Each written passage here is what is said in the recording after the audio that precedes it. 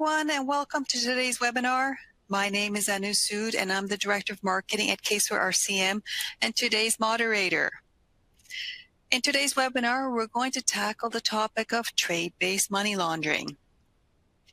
Now, according to the Department of the Treasury in the U.S., trade-based money laundering is one of the most challenging forms of money laundering to investigate because of the complexities of trade transactions and the sheer volume of international trade. FinCEN estimated that between January 2004 and May 2009, over $276 billion in financial transactions reported as suspicious by financial institutions, including banks, were potentially related to trade-based money laundering schemes. So it's a big problem that has some challenges to address. So in today's webinar, we're going to provide some perspective on what TBML is and what you as a compliance team can and should be doing. Today's presenter is Laurie Kelly. Now, Laurie has a 35-year career spanning the fields of accounting, finance, risk management, and regulatory compliance. Most recently, she served as the Director of Compliance for CoBank ACB, a $136 billion farm credit institution, where she developed and managed the bank's AML, fraud, and economic sanctions compliance programs. She holds CAMS designation as well as CAMS audit specialization. And she helped found the ACAMS Colorado chapter, serving as the Executive Board Chair and Programs Director. And with that, I'd like to hand over the presentation to Laurie. So thanks, everyone, and welcome to the webinar. Today's topic we're going to get right into is trade-based money laundering, or TBML for short. My experience with this topic came from my involvement from a compliance perspective with CoBank's extensive export finance and trade services offerings. Now, CoBank finances the export of U.S. agricultural products all over the world and provides letters of credit, documentary collections, and related trade services to exporters. And if you don't know what those things are, don't worry, because you will by the end of the presentation today. Now, trade-based money laundering is a daunting issue, and as an AML professional, you may even find what we cover today to be kind of disheartening, because right now the money launderers definitely have the upper hand. But it's really important to understand these issues and stay on top of what's being done to fight them, because it has the potential to impact any financial institution, even those not specifically involved with export financing. So we're going to start today with a definition of just what is trade-based money laundering, or again, TBML, and why this has become such an enormous concern. In order to better understand TBML, I'll give you the basics of just how foreign trade and trade finance works. And then we'll talk about the primary methods of TBML, including over and under invoicing, false reporting, the Black Market Peso Exchange, and a trade-based fraud method called carousel transactions, along with a couple of real-life TBML case studies. Then we'll go over the red flags for TBML that banks can be alert for, and then talk about some of the ways that are emerging to fight it. Finally, I'll share with you how I investigated an actual TBML case. Now, one thing to note is I've put together a resources handout for you that has links to what I think are some of the most helpful reports, websites, and other information sources relating to the topic today. There's a lot of information out there about TBML, and you need to be able to wade through all of it and find what's really valuable. So you can download this handout from the side pane where it says Event Resources, and then under that it'll say Alessa TBML Resource. So let's get started. To understand trade-based money laundering, you have to think in terms of value, not money. Money represents value, but other things represent value as well. An item represents value in that it can be sold by the one who possesses it in exchange for something else of value, either money or another thing. For example, a quick Google search on the value of a 5-carat diamond comes up with anywhere from $215,000 to over $321,000, and free shipping. So if I have one of these diamonds, I have its underlying value. And I could give it or sell it to you and effectively transfer that value to you. Now, ordinarily, I'd want something else of value in exchange, but maybe not. Maybe I'm just trying to pass that value on to you. And that's the foundation of trade-based money laundering. It's passing on the value of illegal profits through goods as opposed to monetary transactions. And this is what makes trade-based money laundering so successful. It's incredibly difficult to detect for a number of reasons, which we'll go into later. TBML is considered to now be the primary money laundering method used by transnational criminal organizations. Now, they're the ones with the biggest profits to be laundered, and they have a global reach. And this is occurring all over the world. A nonprofit research agency called Global Financial Integrity estimates the annual volume of TBML at $2.2 trillion or more. The FinCEN SAR data on this is interesting, though, as Anu mentioned in her introduction. This is a chart of SARs filed from 2014 through 2018 that specifically identify TBML. While the numbers are certainly rising, it's amazing just how few SARs are filed on TBML. In 2018, just 1,673 SARs were filed. And according to FinCEN's website, the total for 2019 was 2,212 SARs, so still going up. But consider that in 2019, over 2.3 million SARs were filed. So to me, this clearly shows how hard it is for banks to detect TBML. So why is TBML growing? Well, there's not one but many overlapping factors that have spurred the growth of TBML. One big reason is that AML professionals have been doing their jobs really well. AML regulations and compliance by banks and other financial entities have been really successful in preventing and detecting what we think of as traditional money laundering methods. Cash transaction reporting, sophisticated transaction monitoring, behavioral analysis, and expanded customer due diligence are all reasons for this. The U.S. Government Accountability Office indicates that since 2013, there's been a steady decrease in bulk cash seizures throughout the U.S. And this suggests that transnational criminal organizations may be using more wire transfers to send money across borders as a part of TBML schemes. Some other factors that make TBML successful are all related to the nature of trade. For one, just the volume and complexities of international trade transactions make looking for a TBML transaction literally like looking for a needle in a haystack. When you combine that with money launderers' ability to commingle legitimate trade with illicit trade, and detection becomes even harder. Then we have the customs agencies that are tasked with controlling goods coming into and out of a country. For one, they have limited resources. It's estimated that only 3 to 5% of all shipping containers are inspected by U.S. Customs. In 2018, which is the most recent data available, 54 million containers came through the top 25 U.S. ports. And in 2019, over 4.1 million loaded trucks crossed the U.S.-Mexico border. It's also estimated that only about 1% of all containers that leave the U.S. are inspected by their destination countries' customs agencies. Now, U.S. Customs priorities have historically not been focused on TBML. They're interested in incoming shipments more than outgoing ones because of import tariffs and looking for goods like weapons, narcotics, and counterfeits, for example. Another factor related to customs is the overall lack of data sharing between countries. That's why we don't really know exactly how many U.S. containers are inspected by other countries, what their customs agencies' priorities are, and what they're finding.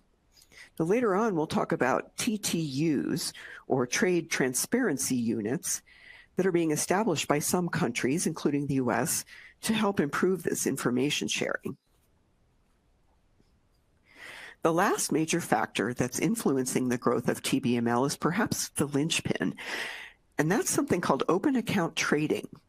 We'll go into this in much more detail a little later, but for now, just understand that an open account transaction is a sale where the goods are shipped and delivered before full payment is due, and there are no banks involved in the transaction other than just processing the wire transfer payment. As you'll see later, this is very different from traditional export-import payment methods, where banks actually examine the underlying documents supporting the transaction. To really get how TBML works, you have to first understand the basics of foreign trade and the various ways that payment can be made on a trade transaction. So let's get into that next. Foreign trade just means the sale of goods produced in one country to a buyer in another country. Seems pretty simple, but there are many underlying complexities, and it's those complexities that can make trade-based money laundering easier to accomplish. I'll touch on those that are most significant to TBML so you get a flavor for all that's involved. And I'll be speaking from a U.S. export perspective to make it simpler, so a U.S. exporter and a foreign buyer or importer. Now, the majority of foreign trade is shipped by ocean vessel in shipping containers like in these pictures. Remember I said earlier that 54 million containers passed through the top 25 U.S. ports in 2018. Well, do you ever wonder how they keep track of all those containers? Well, it's really fascinating.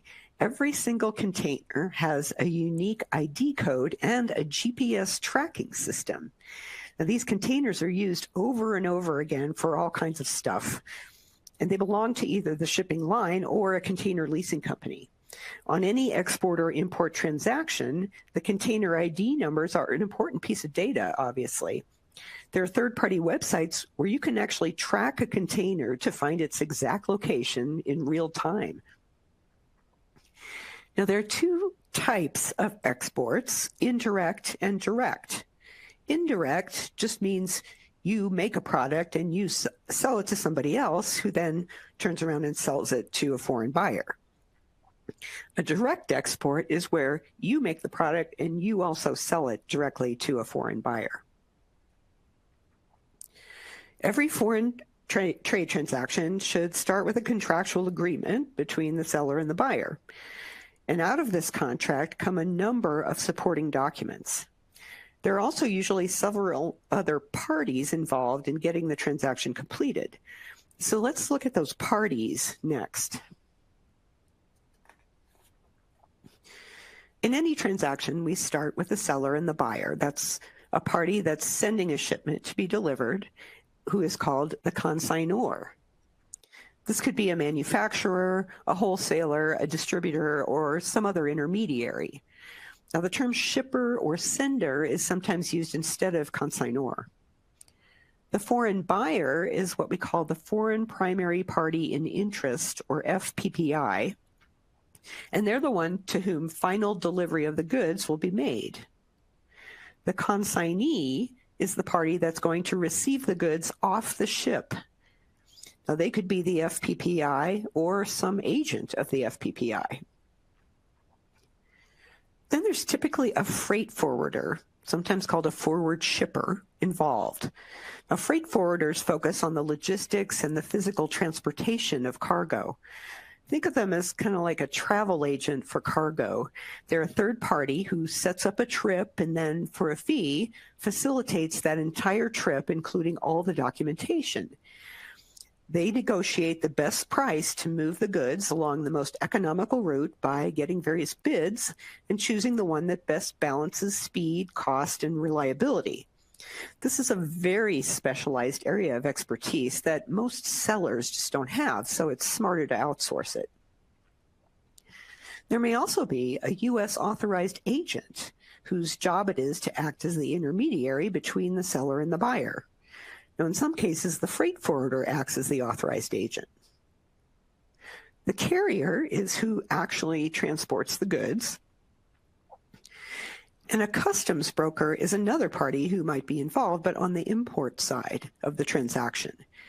They make sure the goods clear customs in the destination country. The notify party is who the carrier is supposed to notify regarding the ETA of the vessel.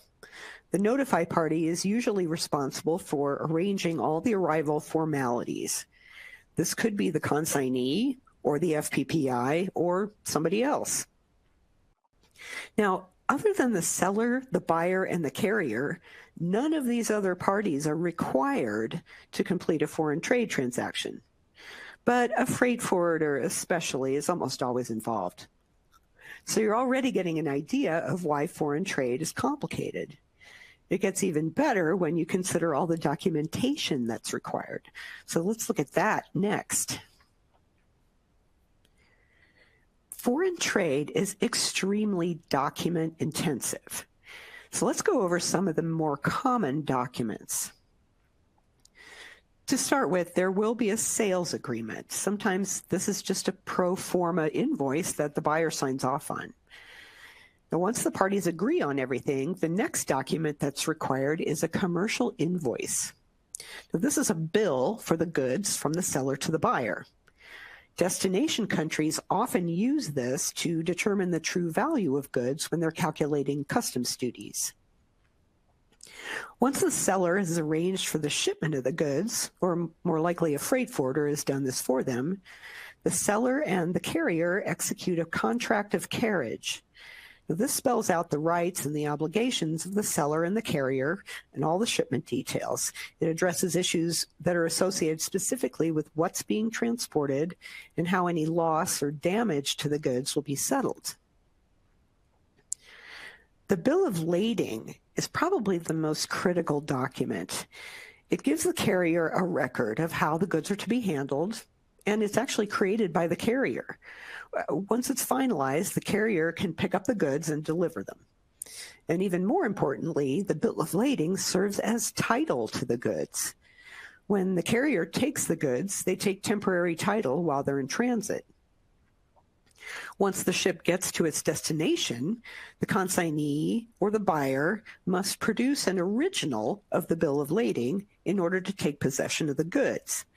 But they usually won't be able to get their hands on this until they've paid in full. They'll get it either from the seller or a bank, as you'll see later. Next is the export packing list. Now, this is much more detailed than a standard domestic packing list. It has the names and addresses of the seller and the buyer, the invoice number, the date of shipment, mode of transport, and the name of the carrier. It even itemizes the quantity, the description, the type of packaging, like a box, a crate, a drum, or a carton, the number of packages, and the total weight in kilograms. Both U.S. and foreign customs officials may use the export packing list to check the cargo. And if a freight forwarder is involved, they usually prepare this. The Electronic Export Information Filing, or EEI, is required for exports from the U.S. for shipments above $2,500 and any shipment that requires an export license, which we'll talk about in a second. This used to be called the Shipper's Export Declaration, and you may still hear this term quite a bit. The EEI has lots of details about the export shipment and is filed electronically on what's called the AES Direct Online System, AES standing for Automated Export System. And this is managed by the U.S. Census Bureau and U.S. Customs together. Either the freight forwarder, the seller, or a third party acting for the seller may do the EEI filing. Now, a moment ago, I mentioned an export license. This may be required for certain types of goods to certain countries or foreign buyers. And there's often a connection to OFAC, or Office of Foreign Assets Control, country-based sanctions with these licenses, but they are separate from OFAC licensing. It's up to the exporter to determine if their shipment requires an export license. And speaking of, an OFAC license might be required depending on the destination country as well. An OFAC license gives permission to do something that's prohibited by economic sanctions. Now, depending on how the sanctions program is written, An exporter may need to get a specific license to sell their goods to a sanctioned country. Or the sanctions may include something called a general license, which is a blanket exception to the prohibitions. Now, I ran into this a lot because exports of agricultural or food products almost always get a pass. So, for example, I had one customer who exported rice to Cuba, but they needed a specific OFAC license for every shipment. Another customer who exported grain to Sudan didn't need a specific license because a general license is already built into the Sudan sanctions that automatically exempts ag exports. Now, a lot of countries require a certificate of origin on some or all imported products. Depending on the country, it may either be the exporter's or the importer's job to produce this. An insurance certificate assures the consignee that any loss or damage to the cargo during transit will be covered, and some countries require this. There are dozens of other documents that could be required for an export depending on the type of goods and the destination country. And just to give you a tiny idea of how specific these can get, here are a couple examples. Shaving brushes and articles made of raw hair must be accompanied by an official certificate indicating they are free from anthrax. Grain requires a fumigation certificate. And many Middle East countries require a special certificate that meat or poultry were slaughtered according to Islamic law. And we'll talk about the money side of foreign trade. So when you're an exporter that's shipping goods across the world, you're exposed to various risks. Mainly, are you going to get paid? Will the buyer actually take the goods off the ship, or are you going to be stuck with them sitting in a port? And as a buyer, you have risks too. Are you going to get what you ordered, or what if there's damage? What if it's not the quantity you ordered or the quality? Some export shipments can be worth millions of dollars. So how do exporters and importers mitigate their risks? Well, there are really two ways to complete an international trade transaction from the monetary side: trade finance and open account trading. So we're going to define each one of these and get into more detail on each one of them.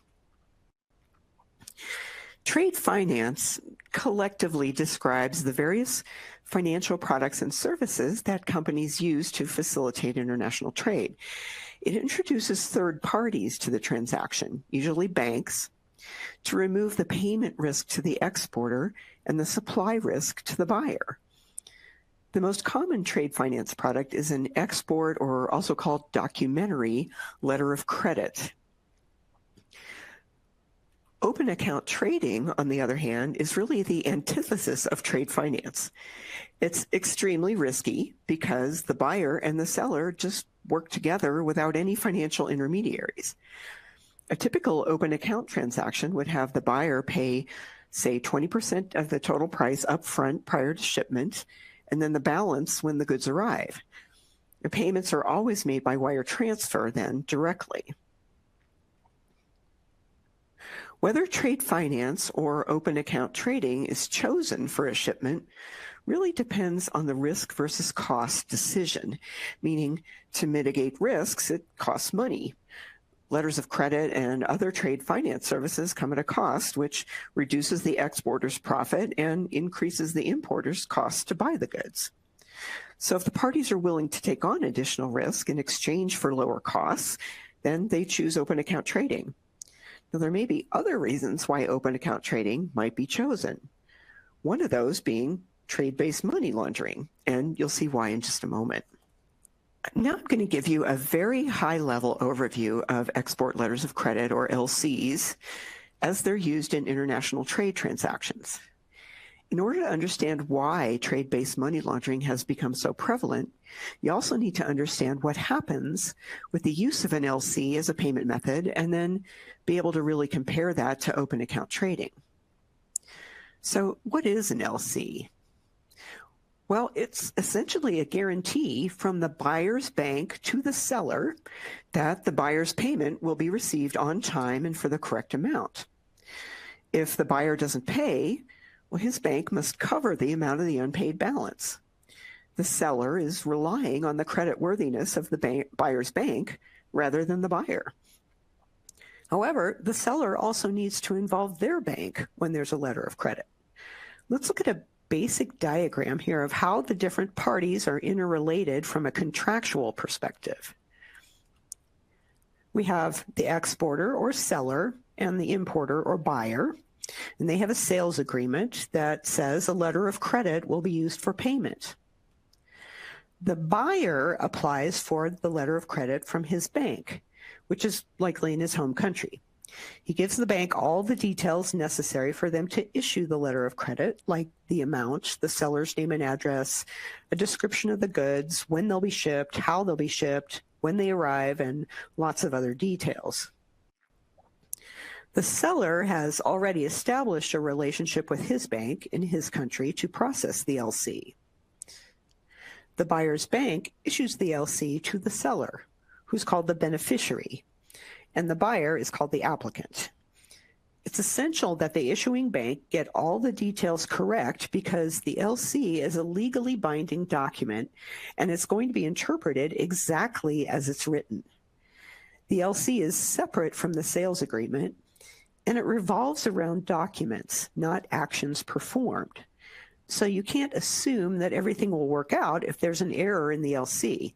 Even a seemingly minor thing like a typo can cause problems. If the LC isn't perfect, it needs to be corrected, or as we say, amended, before anybody moves forward. When the buyer's bank issues the LC, it makes a promise to pay, and it's responsible for sending the money. That's what makes a letter of credit so safe for sellers, the fact that the issuing bank takes on the responsibility for payment. So because of that, the issuing bank needs to be confident that the buyer can fund the payment. Before the bank issues the LC, the buyer may have to deposit funds with the bank, or the bank might even have arranged financing as part of the LC. Now, the two banks may also have an agreement between them where the seller's bank agrees to give short-term credit to the importer's bank. And I'll explain that in a moment. But first, let's look at how all this gets processed and, importantly, the flow of documents. So the buyer's bank sends the LC to the seller's bank. There may actually be several banks in between acting as intermediaries, but we're going to leave those out for simplicity. The seller's bank reviews the LC and then forwards it on to their seller, which is called advising the LC. And at this point, the seller reviews the LC to make sure that it matches what he agreed to do and that he can meet all the requirements in it. And these can get very specific. Things like shipping the goods by a certain date, having the goods inspected before shipment, and even the shipping route. The LC will state what documents the seller must provide to his bank and by what date. If everything's acceptable, then the seller can ship the goods. Then the seller submits the documents to his bank as are required in the LC. The information on these needs to match up exactly with the terms of the LC. Now, these documents include usually a bill of lading, the commercial invoice, the contract of carriage, and any required certificates like origin, insurance, and any of those specialized ones like fumigation or anthrax testing. The seller's bank verifies that the documents meet the requirements of the LC. Remember, the banks take everything literally. If anything doesn't match, even the spelling or the abbreviation of a company name, they can refuse to process it. It usually takes several business days to complete this document review. Now, if the documents are in good order, the seller's bank forwards those documents to the buyer's bank. The buyer's bank does the same review of documents against the letter of credit. If everything checks out, the buyer's bank sends payment to the seller's bank by wire transfer, and the seller's bank credits the seller's account. Next, the buyer needs to get the shipping documents from his bank. He needs these, especially the original bill of lading, in order to take possession of the goods off the ship. So depending on the arrangement the buyer's made with his bank, he'll either pay them or advance on a loan they've made to him. And then the bank will release the documents to him. And now the transaction is complete. There are several different levels of service or roles, so to speak, that the seller's bank can provide with an LC. So let's go over those next. A seller's bank, as I said, can act in various roles when it comes to an export LC. The more complex, labor-intensive, and risk-based the service, the more expensive it is. Now, one bank may perform multiple roles, or these roles may be assigned to different banks, which makes it more complicated, obviously. At the most basic level is advising. An advising bank's only responsibility is to receive the letter of credit from the issuing bank, let the seller know they've received it, authenticate it to make sure it's not fraudulent, and then pass it on to the seller. Now, most LCs today are transmitted between banks via SWIFT, which stands for Society for Worldwide Interbank Funds Transfers. SWIFT is a highly secure messaging system, and banks in its network establish correspondent relationships. Now, besides being the primary way that international wire transfers are made, LCs are also transmitted via SWIFT messages because of the security involved. All the terms of the LC are actually just typed out in the SWIFT message. A bank that negotiates an LC for the seller will go a step further. They will actually do all the verification for the seller that the LC matches the transaction documents. In our example from the last slide, the seller's bank was both the advising and the negotiating bank. The negotiating bank may even pay the seller out of the bank's own funds as soon as they've determined that everything's good. So that way the seller gets paid faster. But if the issuing bank later refuses to pay on the LC, then the seller's bank does have recourse against the seller, meaning they have to pay them back. The seller gets the most protection when the bank confirms the letter of credit. The confirming bank both advises and negotiates the LC, and they also guarantee payment to the seller. So even if the issuing bank defaults, the seller still gets paid. And what's really going on here is that the seller's bank, the confirming bank, is extending short-term credit to the issuing bank. The confirming bank will often give the issuing bank up to 180 days to pay, and of course charge them interest. Meanwhile, the documents have been released to the buyer. Now, clearly, a confirming bank isn't going to do this unless they've done their due diligence on the issuing bank, because they don't want to lose money. But confirming really eliminates all financial risk to the seller. Now, there is another trade service that banks provide to exporters that doesn't involve letters of credit, and this is called documentary collections. Under a documentary collection, there's still a seller's bank and a buyer's bank involved, but the banks are just acting as a channel for the documents and the payment. They don't review anything, and they don't guarantee any payment. They just act as deliverers of the documents and sender and receiver of the payment, respectively. So a simple example would be the seller sends his documents to his bank forwards them on to the buyer's bank, and when the buyer pays his bank for the shipment, he gets the documents released to him by his bank. So then he can go down to the dock and get his stuff. However, the buyer's bank waits until they get authorization from the buyer to pay the seller. And this makes sure the buyer is protected in case there's something wrong. Once they have authorization, the buyer's bank will then wire the funds to the seller's bank, and the seller's bank will pass the funds on to the seller. Now, this has been a very high-level overview of trade finance. There is much more detail involved, as this is a highly specialized field. And I've given you this overview so you'll have context as we get into the details of trade-based money laundering. But just so along those lines, I would just like to request that you not ask me any in-depth questions about LCs and all their nuances, because that's just kind of outside the scope of our webinar today. So thanks in advance for that. So now let's move on to open account trading. According to the Wolfsburg Group, 80% of international trade today is processed through financial institutions. Is open account trade. And as we talked about earlier, an open account transaction is a sale where the goods are shipped and delivered before payment is made in full. Now, obviously, this option is most advantageous for the buyer in terms of their cash flow and cost, but it's the riskiest option for the seller. In common practice, the buyer will pay a percentage of the invoice before shipment and then the balance on delivery, but that's not always the case. Sometimes the deal is no payment at all until the goods arrive.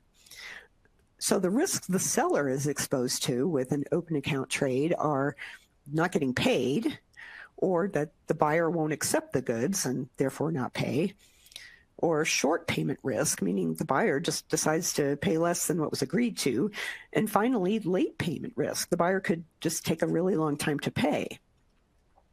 Now, there are some ways the seller can mitigate some of these risks.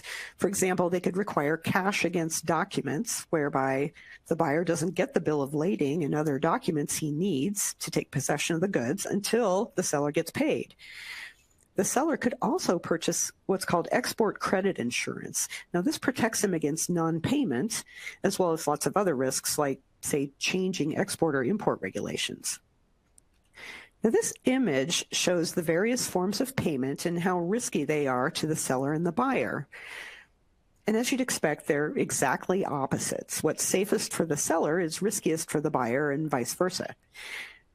This shows LCs and documentary collections as equivalents, but I still think depending on the services associated with the LC, it could be considered less risky than a documentary collection, especially when a bank is negotiating or confirming it. So why would an exporter choose open account trading since it's the riskiest for them? Well, it could be that they have to do it to be competitive in foreign markets. It's apparently much more common in countries outside the U.S. for a seller to extend credit to a buyer directly. So if a seller didn't offer this, they could lose a sale. Another reason is cost.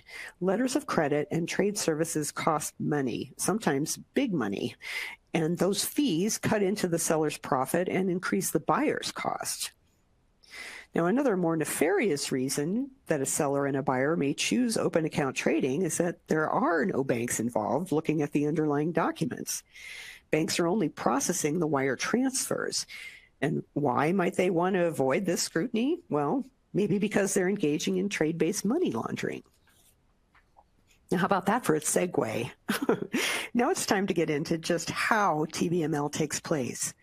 We'll talk about the 4 most common methods: under and over invoicing, false reporting, the Black Market Peso Exchange, and a tax fraud technique called carousel transactions. Remember the definition of TBML. It's the transfer of value from one party to another in order to hide the source of illegal funds. Now, under invoicing, our first method here, is probably the most common way this is accomplished. It works by exporting goods worth a certain value, but charging the importer far less than the goods are worth. And when the importer receives the goods, they sell them for their actual value, and that profit represents the laundered funds. So I'm sure you're totally confused at this point, so let's look at a simple example.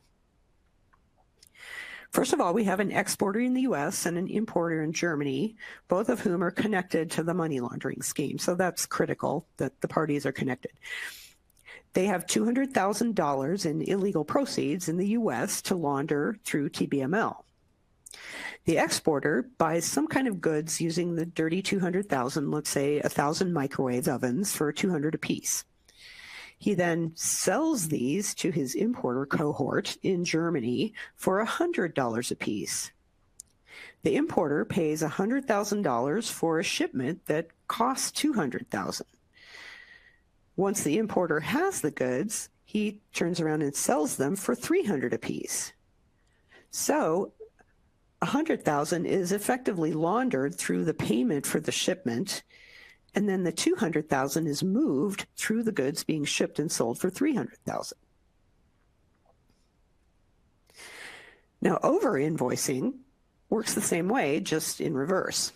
Let's use that same example with the microwaves. Only this time, the illegal $200,000 is with the German importer, and they want to get these proceeds back into the U.S. So the U.S. exporter buys the 1,000 microwaves for $200 apiece, but sells them to the German importer for $400 a piece, which is $200 more than what they're really worth. By overpaying for the goods, the importer has effectively transferred an extra $200,000 to the exporter. And then the importer would still sell the microwaves for their retail value of $300 and recover another $100 each. With these under and over invoicing schemes, there's lots more to it than just what's in these simple examples. There are going to be intermediaries all over the place involved in the purchase of the goods, the shipper, the consignee, and those who end up selling the imported goods. And it's quite likely that a combination of legitimate businesses and shell companies are being used in these schemes as well. Now, false reporting is another group of methods for moving money in the disguise of trade transactions.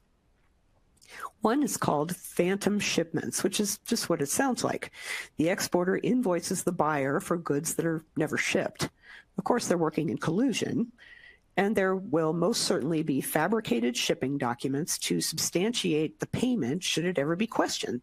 Now, this one is a perfect companion to open account trading. If one of the banks ever questions the payment, either cohort can just say, oh, well, it's for an export transaction through open account trading. False description of goods is another commonly used scheme, and this one's a companion to over-invoicing. In this scheme, inexpensive goods are shipped, but they're identified as something else that's much more expensive, therefore justifying a higher value on the invoice, such as, say, plastic flower pots described as cell phones. And much like falsifying the description, they may also misrepresent the quantity being shipped in order to justify charging more or less for the shipment than it's actually worth. This one correlates to both over and under invoicing. And finally, one other false reporting scheme is multiple invoicing of goods. Now, with this technique, they issue more than one invoice for the same transaction, thereby justifying multiple payments to move the illegal proceeds. Now, money launderers will typically use several different financial institutions with this, so it's even harder to detect. And this technique could be combined with an actual shipment or phantom shipments. Now let's move on to the Black Market Peso Exchange. The Black Market Peso Exchange is estimated to launder over $5 billion of drug money every year for Colombian drug traffickers alone. It's one of the most successful money laundering methods ever devised because it's nearly impossible for banks to detect, and it hides behind legitimate foreign trade. And before I go into the detailed workings of the Black Market Peso Exchange, or BPME, we love acronyms in our business, don't we? I want to give you a little history of how it came about. So it all started during the rise of the Colombian drug cartels. And their U.S. cocaine sales were generating millions of dollars in cash, and they would often transport the U.S. cash back to Colombia in the same airplanes that were flying in the cocaine. Now, these dollars were converted into pesos at willing Colombian banks or just kept on hand for operating costs. And if you've ever watched the series Narcos, you may know how Pablo Escobar buried tons of cash on his properties. It would decompose or in some cases supposedly get washed into the river during periods of heavy rain. That show is a great learning tool for AML professionals as well. During the early 1980s, the cartels were just also bringing the cash to U.S. banks who'd accept it without question. And at that time, banks weren't paying much attention to the money laundering laws that had come about in the early 1970s, and they just weren't filing cash transaction reports. It wasn't until the mid-1980s that U.S. law enforcement started to investigate the money side of drug trafficking, and the Colombians had to find a different way to convert the millions in cash from drug sales. But ever since the late 1960s, Colombia has had a very restrictive and costly currency exchange laws. And as a result, a black market to exchange pesos for dollars developed among Colombian businessmen. So, for example, a wealthy Colombian doctor who's sending his daughter to college in the U.S. would even use the black market to buy dollars to pay the U.S. tuition because he can save a ton of money on the currency exchange. So as banks became stricter about money laundering laws, the Colombian traffickers began to avoid using the legitimate banking system, and instead they started to infiltrate this Colombian black market currency exchange in order to launder their drug money. And the sophisticated system was what eventually became known as the Black Market Peso Exchange.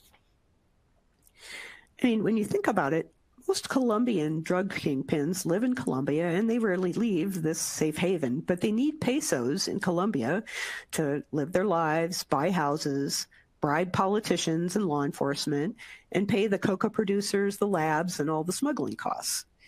The huge quantities of U.S. dollars generated by drug sales need to somehow be converted into pesos. And it's not just Colombia anymore. Organized crime in Mexico, Venezuela, and other Latin American countries have picked up this same playbook. In 2010, when Mexico started prohibiting large deposits of U.S. dollars into Mexican banks, the drug cartels found ways to skirt these regulations through TBML.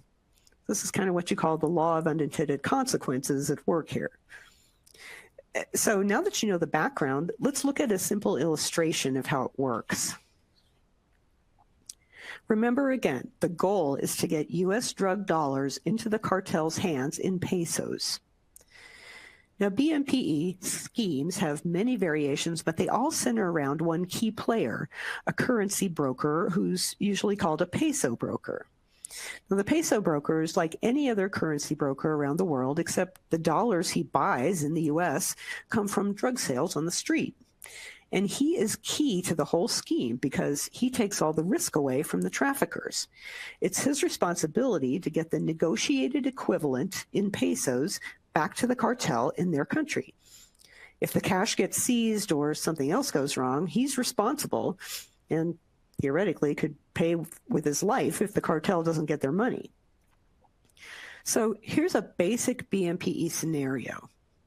The peso broker is contacted by someone in the trafficking organization, and they negotiate an exchange rate for Colombian pesos for U.S. dollars, usually around 40% below the official exchange rate. So at this point, the cartel knows what they're ultimately going to get for their U.S. drug cash in pesos. The peso broker arranges with a money launderer to get the cash into the U.S. financial system, typically through structured deposits by money mules. And once the cash is in the financial system, the peso broker or launderer is going to manipulate it, move it around, and so forth to disguise its origin. In other words, just classic money laundering layering techniques. Meanwhile, the peso broker finds a U.S. exporter who wants to sell goods to Colombia and a Colombian importer who wants to buy those goods. Now, these could quite likely be legitimate businesses and legitimate transactions. The peso broker uses the drug dollars to pay the U.S. exporter on behalf of the importer. And the goods are shipped to the Colombian importer, and he reimburses the peso broker by paying him in Colombian pesos at a discounted rate. Now, this payment is made to a bank account in Colombia that the peso broker controls. The peso broker ultimately transfers the pesos from his account in Colombia to the drug cartel. So the export transaction is complete. The U.S. exporter gets paid in dollars and the importer pays in pesos.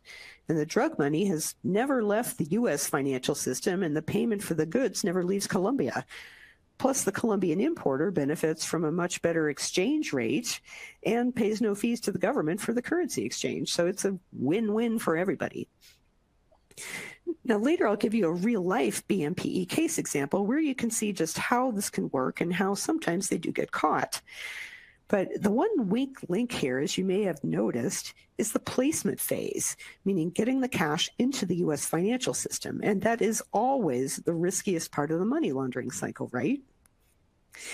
Now let's review one more interesting variation on trade-based money laundering, and that's something called carousel transactions. Now, carousel transactions are a type of trade-related tax fraud. It's based on VAT, or value-added tax. So just a brief explanation of VAT so you can understand the fraud. VAT is used by almost every industrialized country in the world except for the United States.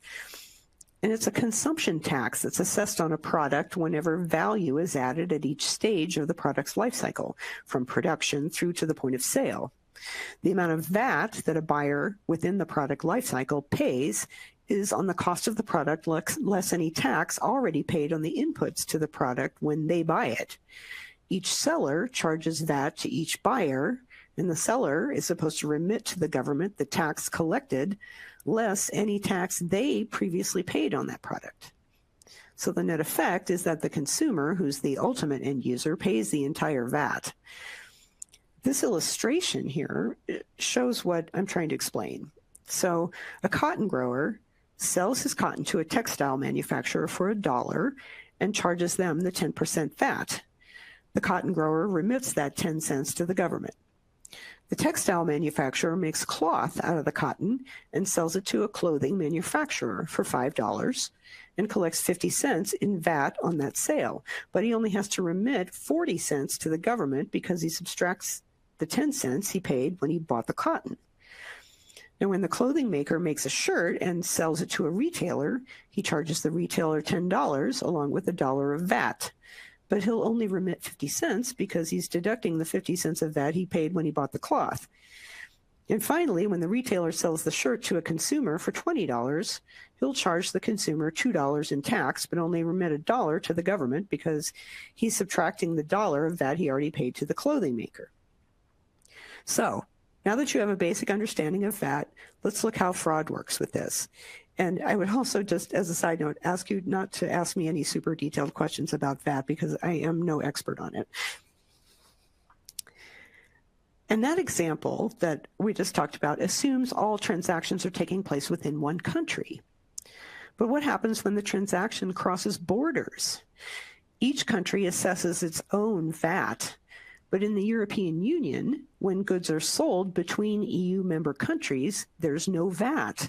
They call this an intra-community transaction, and carousel fraud takes advantage of this. So this image illustrates how a carousel transaction scheme would work, where 3 companies are involved in collusion. One of them is in one EU country, and the other 2 in another EU country. So company A in one country sells goods to company B in another country, and no VAT is charged because it's an intra-community transaction. Company B then sells these same goods to company C and charges VAT because B and C are in the same country. B collects the tax from C but never pays it to the government. C sells those same goods back to A with no VAT because now we're crossing borders again. C then files for a refund of the VAT they paid to B because they resold the goods in an intra-community transaction. Now they're applying for a refund because there's no tax being collected on the sale back to A to offset what they originally paid. Now C gets the money back from the taxing authority that was never paid to it in the first place, and then all these companies just disappear. In these carousel frauds, the goods are usually small but high-value items like cell phones, and sometimes they're just phantom shipments where no actual physical goods are involved. So just to summarize, at each stage, VAT is collected, sometimes up to 25%, and then each company that collected it disappears. And at the end of the carousel, the exporter claims a VAT refund and then also disappears. So this is just one more example of trade-based financial crime that certainly involves many of the other TBML techniques we covered earlier.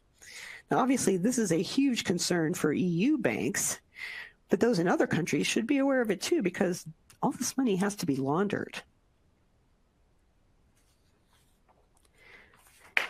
Now let's look at a couple of real-life case studies involving TBML. The first one is Woody Toys. The Woody Toys case is a pretty classic Black Market Peso Exchange case that took place from around 2005 to 2011. Woody Toys was a stuffed toy wholesaler in Los Angeles, owned by a husband and wife. And over a 6-year period, they helped launder more than $6 million in Mexican and Colombian drug money. And this is how it worked.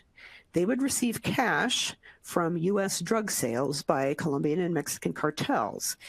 And their company employees would go pick up duffel bags full of cash from McDonald's parking lots and various warehouses of up to $20,000 at a time. And the cash was then deposited directly into the company's bank accounts at multiple locations in amounts just under $10,000, so structuring. They also received anonymous out-of-state cash deposits, so funnel accounts. They would sell toys to Colombian and Mexican importers, getting paid for these sales using the U.S. drug cash they'd already deposited.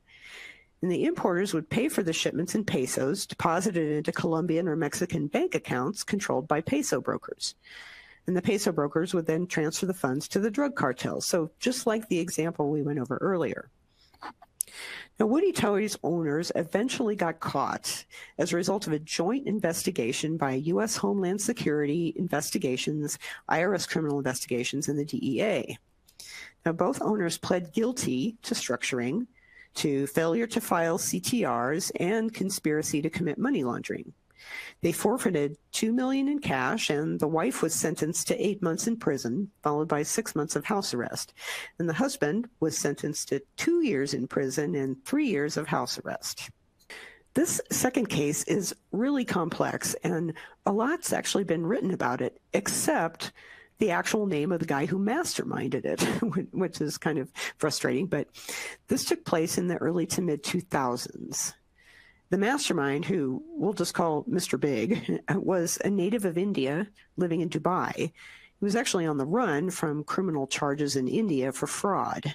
He operated numerous businesses in Dubai, as well as affiliates in Europe, Asia, Africa, and even the U.S. He laundered funds for major international drug traffickers, and he used cash couriers, MSBs, alternate value transfer systems like Hawala, formal trade finance, and open account trading. And it's estimated that he was laundering around 1.5 billion US dollars per year globally. He placed drug cash into the financial system through smurfing and bulk cash smuggling throughout several countries. And he set up shell companies to ultimately receive the proceeds for subsequent laundering and also to act as phony importers. He partnered with exporters in India as well, and in Dubai, he would open letters of credit in the names of his shell companies to benefit these complicit exporters. Now, the LCs were for amounts that were substantially higher than the market value of the shipments, so over-invoicing. The exporters got paid under the LCs plus a, quote, incentive, and they kept the incentive plus the fair value of the goods and transferred the excess to the drug organizations. Meanwhile, Mr. Big's shell company importers turned around and sold the imported goods at fair market value to legitimate importers in Dubai. He also organized exports of imitation jewelry from India to various importers in Afghanistan through open account trading. His shell companies in Dubai were declared as notify parties, remember those, in the trade documents for these exports. The Afghan importers would then make their payments to these Dubai companies. The shell companies would then forward the funds on to the Indian exporters, who then paid a commission in cash to Mr. Big's agents in India, which we assume would have been subsequently passed on either to other drug narcotics traffickers, or that he just kept the money for himself. So he was eventually caught and went to prison. And what we see from this case are, number one, he used over-invoicing of imports to move value. Two, the exporters he involved benefited from assured payments through LCs and kickbacks on the overvalued exports. And three, the legitimate importers benefited by not having to pay for LCs. So yet another win-win all around. Now let's talk about detecting TBML. What makes it so difficult? What are the most prevalent red flags? And then what's being done to help fight it? Think back to one of our first slides where we reviewed the overlapping factors that have spurred the growth of TBML. Let's revisit those now that you have a better understanding of how foreign trade works and the various TBML methods. The first factor is that incredible volume of international trade. According to the World Trade Organization, in 2018, there was over $19.5 trillion in international merchandise trade. And that continues to grow year over year. And this huge volume makes it very difficult to detect individual illicit transactions. In the U.S. alone, on a typical day in 2019, almost 79,000 containers and $7.3 billion worth of goods entered the country through ports of entry. You've seen how complex a foreign trade transaction can be, and all the parties involved, all the documents, different payment methods, and so forth, and that illicit shipments can be commingled with legitimate ones just hiding in plain sight. And speaking of shipments, there are also the issues of customs agencies' limited resources, as well as their own priorities that make it very unlikely, just in terms of numbers, that any one shipment is going to be inspected to see if the goods match the documents, let alone whether the goods are under or overpriced or some other form of false reporting is going on. In the U.S., like many countries, customs tends to focus more on imports than on exports, because with import shipments, they're focused on customs duties, contraband, and counterfeit items. Also, customs agencies in different countries may not share data for economic or geopolitical reasons. It just depends on the partnerships that have been established between countries for data sharing. Now, when it comes to banks' involvement, what obstacles come to mind? Well, for one, if the launderers are using open account trading, the only thing a bank will see is a foreign wire transfer, either in or out, depending on which side of it they're on. And if that was enough to flag a suspicious activity alert, either party could just provide falsified documents to support it. Remember, 80% of global trade is now transacted through open account settlement.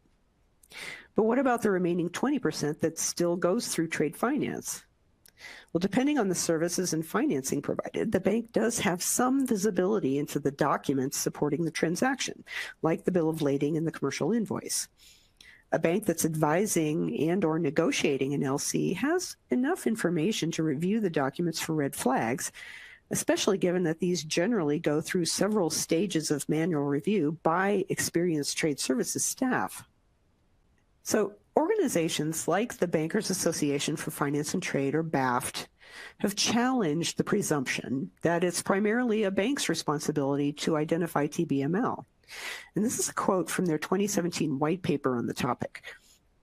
Essentially what they're saying is that more regulations and increasing the size of compliance or trade services staff isn't the solution, because detecting TBML is like looking for a bad needle in a stack of needles.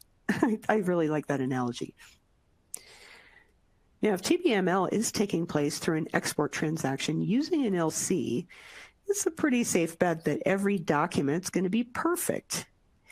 And from the perspective of over or under invoicing scenarios, does a bank really have an obligation to decide whether the goods are improperly priced? I mean, the foundation of trade is an arm's length transaction between a willing buyer and seller, where both parties have agreed on how much the buyer will pay. And what about how the economics of supply and demand, as well as perceived value, affects the price of specific goods in different parts of the world, right? Also, trade products and services were really designed as protections for the sellers and the buyer's risks. These act as sort of a check on each other. The seller's interest is to get paid the right price, whereas the buyer's interest is to get what they paid for. So in a legitimate transaction, if either party doesn't deliver on its promises, the injured party alerts their bank. But when the buyer and seller are in collusion, this check is meaningless. In a few moments, we're going to take a look at what's being done to fight TBML. But first, let's spend some time reviewing the red flags that a bank can look for.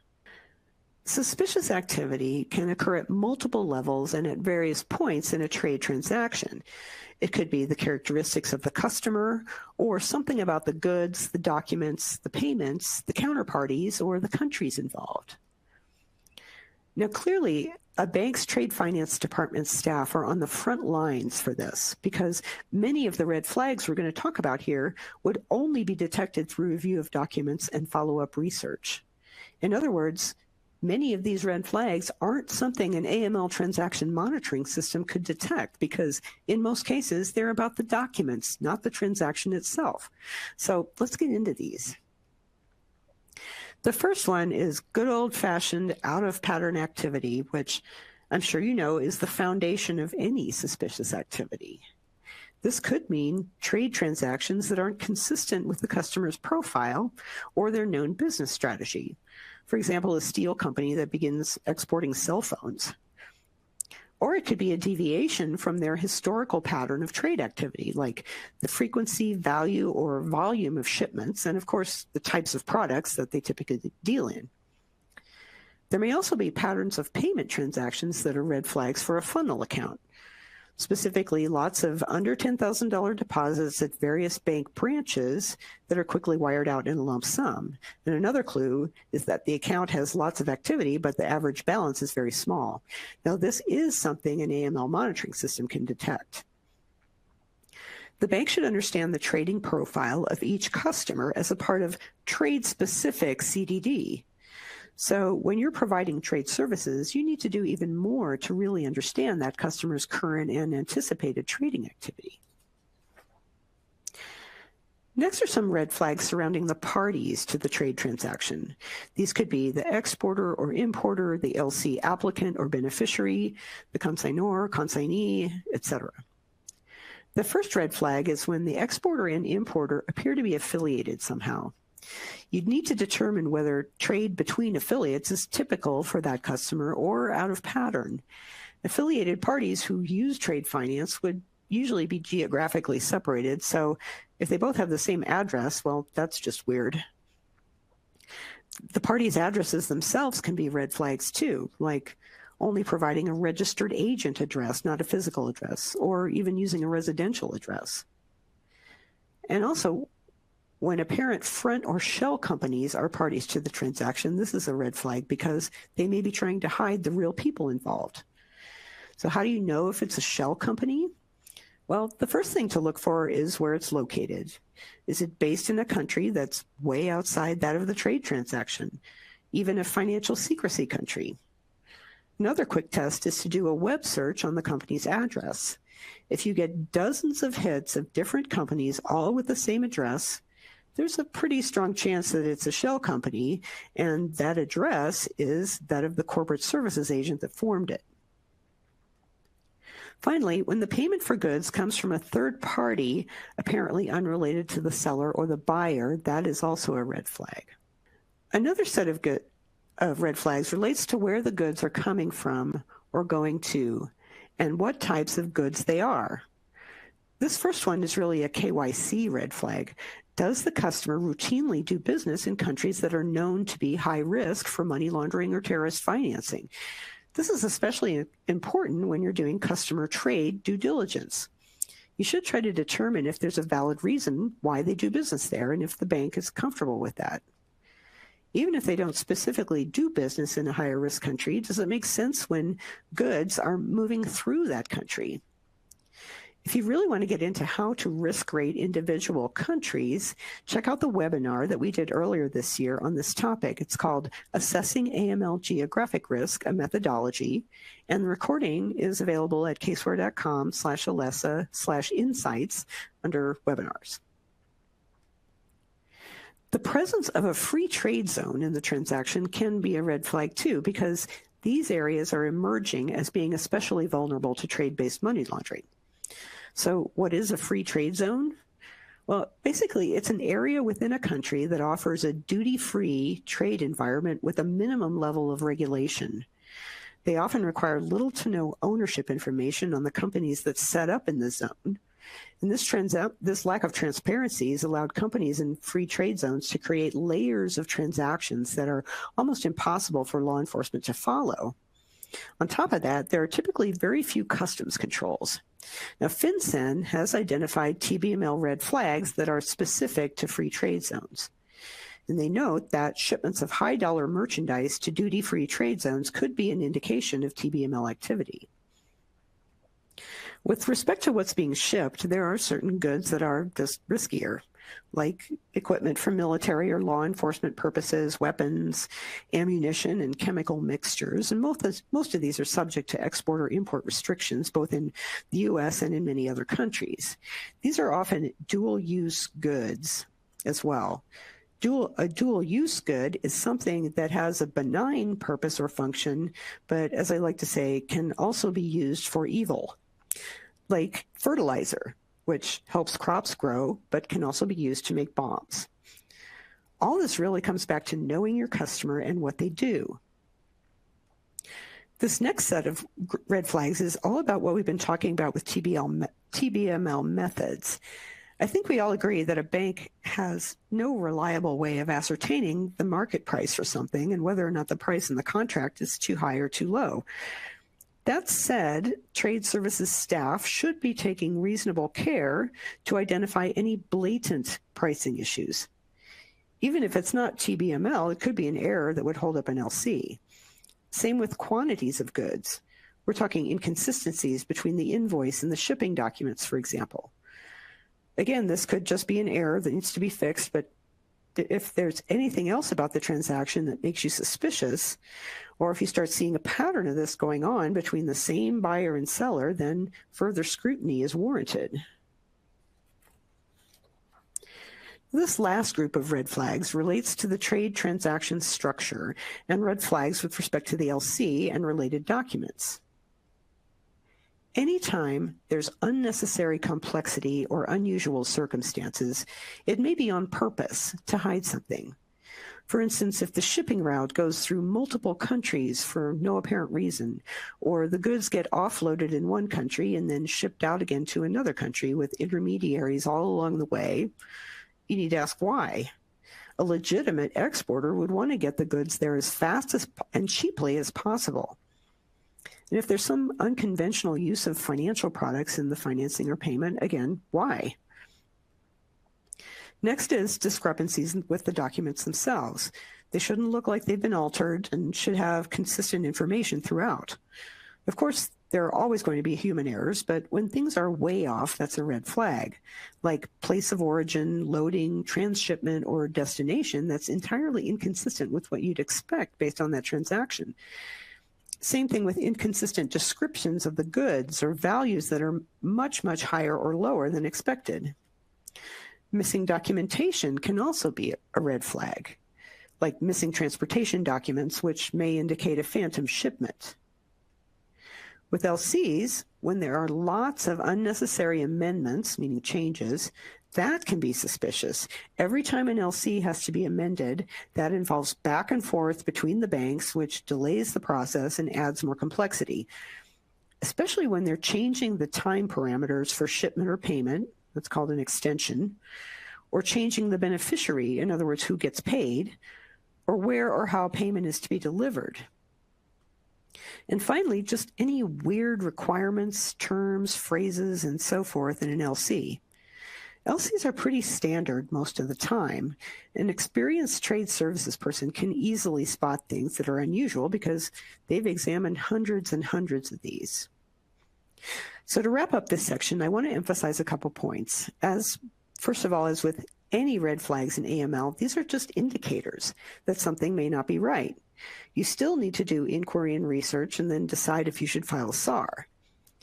And I want to reemphasize that it's the trade services staff who are in the best position to identify most of these red flags. In compliance, we don't see this level of detail, and our transaction monitoring systems can't necessarily find these kinds of discrepancies. The trade services are highly specialized niche professions, and these people, in my experience, really, really know their stuff. But they may not know much about trade-based money laundering. So it's compliance's job to educate them about money laundering and trade. And since training is one of the pillars of an AML program, this is one place where targeted training can really pay off. Once your trade services folks understand what to look for and why, they'll get it. But they really need a good, clear process for communicating with compliance about suspicious stuff that they see. Now let's move on to what's happening in the fight against trade-based money laundering. Let's start with the public sector or law enforcement. First, as I mentioned at the beginning, there are something called Trade Transparency Units, or TTUs. These have been established by 18 countries, including the U.S., and they're mostly in the Western Hemisphere. The U.S. TTU is run by Homeland Security Investigations, or HSI. Its purpose is to identify global TBML trends and conduct ongoing analysis of trade data they get from other countries' TTUs. They use a system called Data Analysis and Research for Trade Transparency System, or DARTS. DARTS incorporates U.S. trade data that's reported to customs and data from SARs and CTRs. They can also use foreign trade data from other TTUs to look for anomalies in shipment values, contents, or quantities. They can look at pricing data to identify potential over or under invoicing. Now, what's interesting is that HSI has been criticized for how it operates the TTU, and it's being suggested that FinCEN take this over, but we'll see if that happens. So what has the U.S. Customs Agency been doing to fight TBML? You'd think it would start with them, right? Well, CBP, which is Customs and Border Protection, uses a system called ATS, or Automated Targeting System, to identify shipments that require additional scrutiny before entering or leaving the U.S. The system has all the customs data on shipments, and CBP analysts use that to identify suspicious patterns. Now, CBP is quick to clarify that ATS has no specific way of targeting TBML because they can't confirm anything until someone reviews a shipment and its documents. But in 2017, ATS began including SAR and CTR data to identify entities or people involved in shipments with possible connections to illegal activity. So that is a big step forward. And what about FinCEN? Well, it's issued advisories to help us identify and report TBML, but probably what's been most effective have been the geographic targeting orders, or GTOs, that FinCEN has issued over the years. For example, the GTO that was issued in October 2014 for the LA Fashion District imposed additional reporting and record-keeping requirements on certain businesses like garment and textile stores, travel agencies, and lots of other types of stores, as well as any store with the word import or export in its name. The objective was to try to identify people and businesses that were accepting drug money as payments, just like Woody Toys. Now let's move on to the private sector. One interesting development has been the emerging use of blockchain, or distributed ledger technology, to improve supply chain visibility and integrity. In May of 2018, HSBC claimed to have performed the world's first commercially viable trade finance transaction using blockchain technology to issue an LC for a shipment of soybeans from Argentina to Malaysia. Now, again, I am no expert on blockchain, but my understanding is that it creates a type of public ledger enabling transactions to be recorded across a network of computers. It was first developed for Bitcoin, but it's expanding into other financial services because of how it can increase transparency, eliminate paper processes, increase efficiency, and reduce fraud. So we'll likely see more of this in trade finance in the future. Another development is that banks are starting to build processes to digitize and automate the document review process for trade finance. Now, this could address challenges related to TBML, like fraudulent or inconsistent documents. And along with that, certain AML technology companies are also creating some solutions that they say improves monitoring across all the stages of the trade finance lifecycle, like screening vessel names and parties to a trade transaction, tracking shipments, doing price validations even, and screening for dual-use goods. There's also been an interesting initiative by the Reserve Bank of India that introduced a comprehensive system for digitizing Indian customs data. And the neat thing about this is that all the agencies involved in the import-export process and the banks have access to this database. Banks upload their trade transactions to the system every day, and authorized users can then see the status in real time. So banks no longer rely on the physical trade documents because now they're available online. This reduces customs-related document fraud, and it makes things simpler and even improves trade transaction monitoring. In this last section, I want to share with you a real-life example of how I investigated an alleged trade-based money laundering incident. And I'll also talk about some of the roadblocks that we as AML professionals still face in doing this. So, as I talked about earlier, my bank provided trade finance services to customers who are exporting U.S. agricultural products. But a majority of our customers did not use these trade services and instead used open account trading. We had one customer that was a producer and exporter of walnuts and other tree nuts, mainly to China and the Middle East. And their average shipment value was between $75,000 and $100,000. The red flag that initially tipped me off was an odd incoming wire transfer this customer received. It came from an originator in the United Arab Emirates for $50,000 even, and the free-form text on the wire said, "For used cars." What? So I thought I should ask this customer for documentation of the business purpose of this payment, since to my knowledge, they weren't in the used car business. So I had the customer's relationship manager reach out to them, and they provided a copy of a commercial invoice. According to the RM, they had no explanation for the used car thing on the wire. Okay, well, the commercial invoice showed a shipment of 20,000 kilograms of shelled walnuts to a buyer in Germany. The wire transfer originator was nowhere to be found on this invoice. I did some more research and I found that it was likely a shell company, no pun intended, with an address in a free trade zone in the UAE, of which there are currently 37. I found no information whatsoever in searches on its name, and when I did search on its address, it came up with at least 50 different entities, all with the same address. Next thing I did was try to find the export record for this shipment. There are a few data services out there that provide customs records for a fee, of course.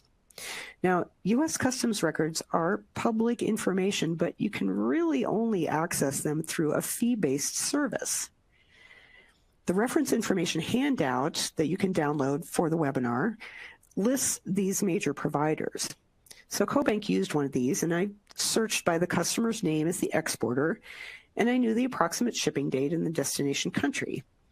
Now, I found several shipments during that time period by this customer, but there wasn't enough data to clearly identify the one I was looking for.